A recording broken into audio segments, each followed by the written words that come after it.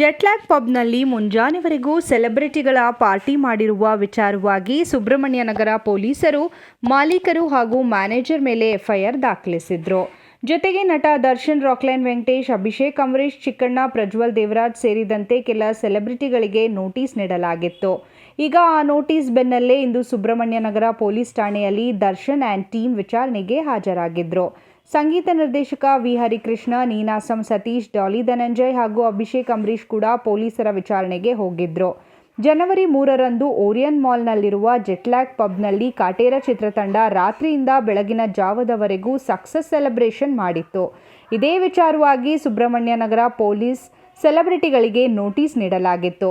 ಒಟ್ಟಲ್ಲಿ ಅವತ್ತು ಹೋಟೆಲ್ನಲ್ಲಿ ಇದ್ದಿದ್ದು ನಿಜ. ಪಾರ್ಟಿ ಲೇಟ್ ಆಯಿತು, ಊಟ ಮಾಡ್ಕೊಂಡು ಹೋಗೋಕೆ ಅಂತ ನಾನೇ ಮಾಲೀಕರ ಬಳಿ ರಿಕ್ವೆಸ್ಟ್ ಮಾಡಿ ಊಟ ಮಾಡಿಕೊಂಡು ಹೋಗುವಷ್ಟರಲ್ಲಿ ಅಷ್ಟೊತ್ತಾಯಿತು ಅಂತ ರಾಕ್ಲೈನ್ ಹೇಳಿದ್ದು, ನಮ್ಮ ವಿರುದ್ಧ ಮತ್ತೆ ಸಮರ ಸಾರಿದ್ರೆ ನಾವು ಕಾನೂನು ಹೋರಾಟಕ್ಕೆ ಸಿದ್ಧ ಅಂತ ಹೇಳುವ ಮೂಲಕ ರಾಕ್ಲೈನ್ ವೆಂಕಟೇಶ್ ವಿರೋಧಿಗಳಿಗೆ ಎಚ್ಚರಿಕೆ ಕೊಟ್ಟಿದ್ದಾರೆ. ಹೊರಡುವಾಗ ತುಂಬಾ ಲೇಟ್ ಆಗ್ತಾ ಇತ್ತು, ನಾನೇ ರಿಕ್ವೆಸ್ಟ್ ಮಾಡಿದೆ, ಎಲ್ಲ ಹೊರಡ್ತಾ ಇದ್ದೀರಾ ಊಟ ಮಾಡ್ಕೊಂಡು ಹೋಗಿ ಅಂತ ನಾನೇ, ಯಾಕಂದ್ರೆ ತುಂಬಾ ಲೇಟ್ ಆಗಿತ್ತು ಅಂತ. ದರ್ಶನ್ ಹೊರಟ್ಬಿಟ್ಟಿದ್ರು.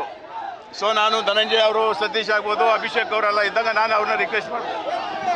ಅಲ್ಲಿ ಜೆಟ್ಲ್ಯಾಗ್ ಅಂದರೆ ಓನರ್ ನಮ್ಮ ಜಗದೀಶ್ ಅವರು, ನಮ್ಮ ಚಿತ್ರರಂಗದ ಇಯಾಸು ಅವರು ಬಂದಿದ್ರು ನಮ್ಮ ಜೊತೆಯಲ್ಲಿ. ನಾನು ರಿಕ್ವೆಸ್ಟ್ ಮಾಡಿದೆ, ನಿಮ್ಮ ಹೋಟ್ಲಲ್ಲಿ ಒಂದು ಊಟಕ್ಕೆ ವ್ಯವಸ್ಥೆ ಮಾಡಿಕೊಡಿ ಎಲ್ಲ, ಅಯ್ಯೋ ಬನ್ನಿ ಅಣ್ಣ ಅಂತಂದು.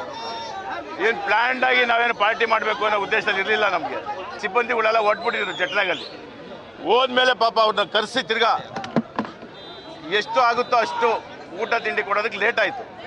ಆ ಲೇಟ್ ಆಗಿದ್ದು ಅಷ್ಟೇ ಹೊರತು ಮಿಕ್ಕಿದ್ದು ಯಾವುದೇ ಥರದ ಊಟ ಮಾಡ್ಕೊಂಡು ನಾವು ಹೊಟ್ಟಿದ್ದೀವಿ. ಒಂದು ಚಿಕ್ಕ ಗಲಾಟೆ ಗಲಭೆ ಇಲ್ಲದೆ, ಅಕ್ಕಪಕ್ಕ ಯಾರಿಗೂ ತೊಂದರೆ ಆಗ್ದಂಗೆ, ಮತ್ತೆ ಸಾರ್ವಜನಿಕರಿಗೆ ಏನು ತೊಂದರೆ ಆಗುತ್ತಾ ಎಲ್ಲ ಥರದ್ದು ಗಮನ ದರ್ಶನ್. ರಾಕ್ಲೈನ್ ವೆಂಕಟೇಶ್ ಮಾತನಾಡಿದ ಬಳಿಕ ದರ್ಶನ್ ಅವರಿಗೆ ಕೇಸ್ ಬಗ್ಗೆ ನೀವೇನ್ ಹೇಳ್ತೀರಾ ಎಂದು ಪ್ರಶ್ನೆ ಕೇಳಲಾಯಿತು. ಅದಕ್ಕೆ ಏನೂ ಇಲ್ಲ, ಚಿಕ್ಕಣ್ಣ ಸಿನಿಮಾ ರಿಲೀಸ್ ಆಗ್ತಿದೆ ನೋಡಿ ಎಂದು ಸಣ್ಣ ಸ್ಮೈಲ್ ಕೊಟ್ರು.